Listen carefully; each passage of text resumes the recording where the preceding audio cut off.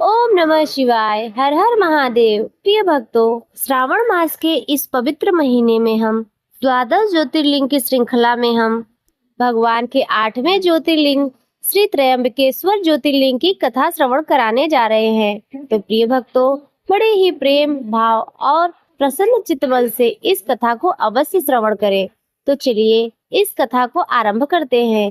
प्राचीन समय में ब्रह्मगिरि पर्वत पर देवी अहिल्या के पति ऋषि गौतम जी रहा करते थे और तपस्या करते थे। क्षेत्र में ऐसे कई ऋषि थे जो गौतम ऋषि से ईर्ष्या करते थे और उन्हें नीचा दिखाने की कोशिश करते थे।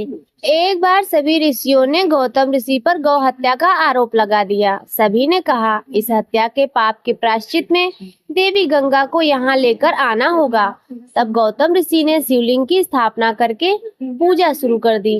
ऋषि की भक्ति से प्रसन्न होकर शिव जी और माता पार्वती वहां प्रकट हुए। भगवान शिव ने वरदान मांगने को कहा। तब ऋषि गौतम जी ने शिव जी से कहा, देवी गंगा को उस स्थान पर भेजने का वरदान मांगा। तब देवी गंगा ने कहा, हे भगवान, यदि शिव जी की इस स्थान पर ज्योतिर्लिंग के रूप में रहेंगे तभी वह यहाँ रहेंगी। गंगा के ऐसा कहने पर शिव जी वहाँ त्रयंबकेश्वर ज्योतिर्लिंग के रूप में ब्रह्मा विष्णु एवं स्वयं महेश लिंग रूप में वास करने को तैयार हो गए तथा अपने वचनानुसार गंगा नदी गौतमी के रूप में वहां बहने लगी। गौतमी नदी का एक नाम गोदावरी भी है। दक्षिण दिशा की गंगा कही जाने वाली नदी गोदावरी का यही उद्गम स्थान है। त्र्यंबकेश्वर ज्योतिर्लिंग के पास 3 पर्वत स्थित हैं, जिन्हें ब्रह्मगिरि, नीलगिरि और गंगा द्वार के नाम से जाना जाता है। तो बोलिए श्री त्र्यंबकेश्वर भगवान की जय।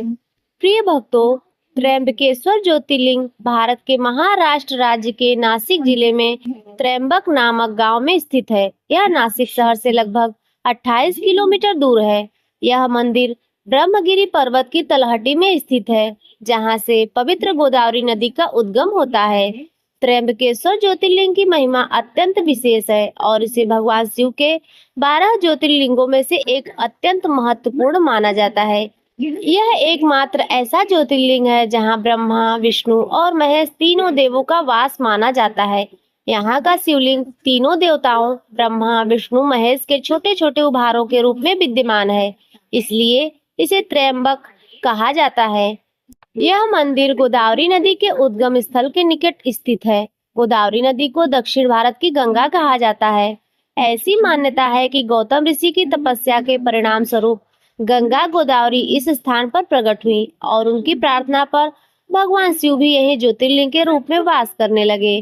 त्र्यंबकेश्वर के दर्शन और पूजन से भक्तों के समस्त पापों का नाश होता है और अंत में उन्हें मोक्ष की प्राप्ति होती है। यह स्थान काल्प सर्प दोष के निवारण के लिए भी अत्यंत प्रसिद्ध है। देश विदेश से लोग इस दोष से मुक्ति पाने के लिए यहाँ विशेष पूजा अर्चना करवाने आते हैं।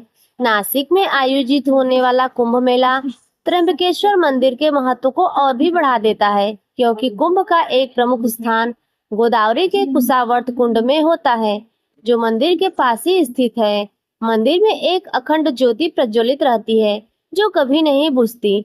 त्र्यंबकेश्वर ज्योतिर्लिंग धार्मिक और आध्यात्मिक दृष्टि से अत्यंत महत्वपूर्ण स्थान है, जो भक्तों को शांति, समृद्धि और मोक्ष प्रदान करता है। तो प्रिय भक्तों, यह कथा यहीं पर संपन्न होती है।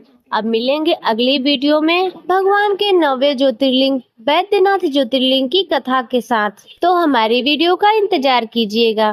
प्रिय भक्तों, आज की कथा यदि आपको अच्छी लगी हो तो वीडियो को लाइक कर दीजिए। चैनल पर पहली बार आए हो तो सब्सक्राइब कर दीजिए और कमेंट में हर हर महादेव अवश्य लिखिए।